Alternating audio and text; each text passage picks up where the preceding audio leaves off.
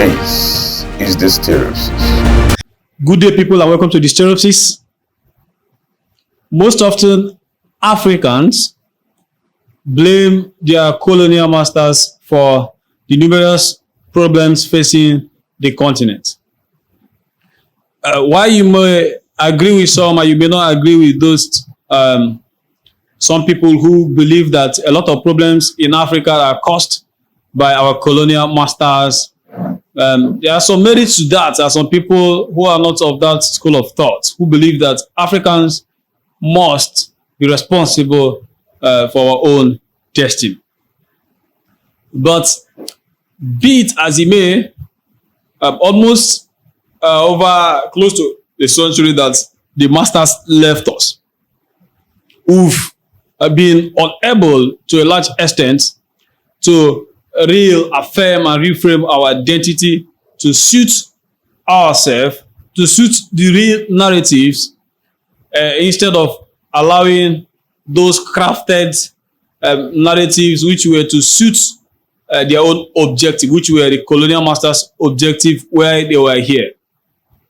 It is very unfortunate, like that even obvious things like the mispronunciation and misspellings of our landmarks, who've been unable or been willing to look at those things which were actually misspelled or mispronounced by the British, or let me say our colonial masters.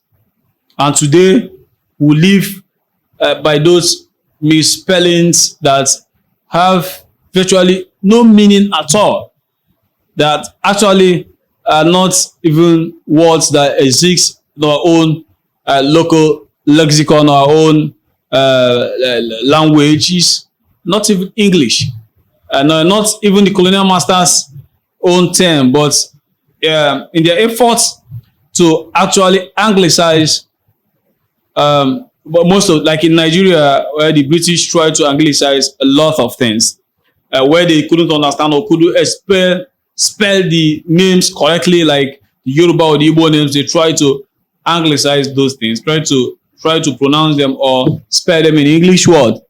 And then we've been living with those misspellings and mispronunciations for over a century.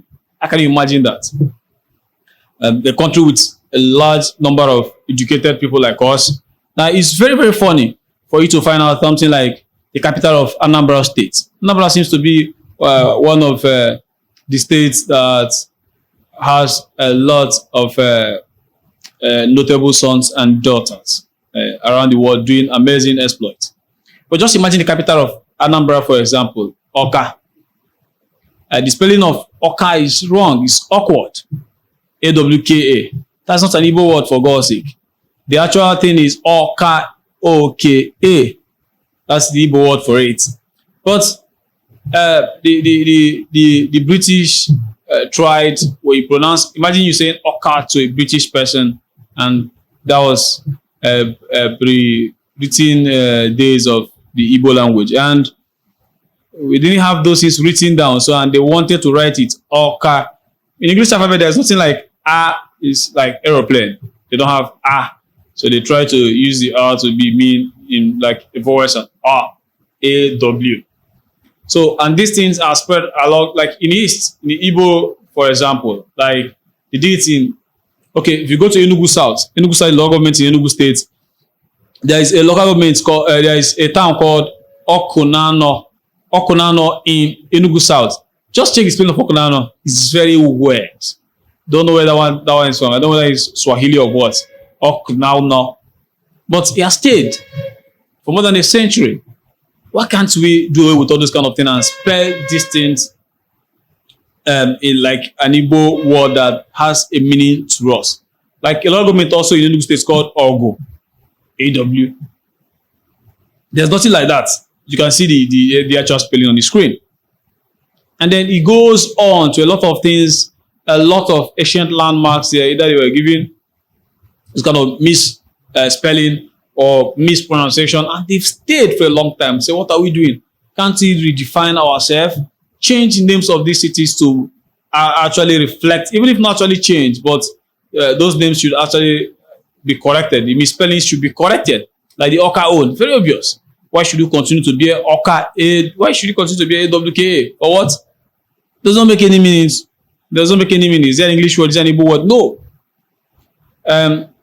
There's the even the capital of Enugu. Capital of Enugu, for example, which is Enugu. There's nothing like Enugu in Igbo word. It's Enugu. Like we have Ezugu or things like that. Ugu. And we're living with all these misspellings and in their quest to actually don't blame the white people. They are out of here for above 60 years. So we should be able to do what we want to do with our own naming. Things as obvious as naming like this, and we should be able to correct them. This is not only particular in Nigeria, in other. I know, like if you go to other tribes, you see a lot of these kind of things. African countries everywhere. Go to South Africa. I think at the time before the independence of South Africa, they had to even set up kind of a renaming committee that looked at a lot of the names associated with apartheid and the ones they were misspelled and the ones that need to go and all those kind of things. But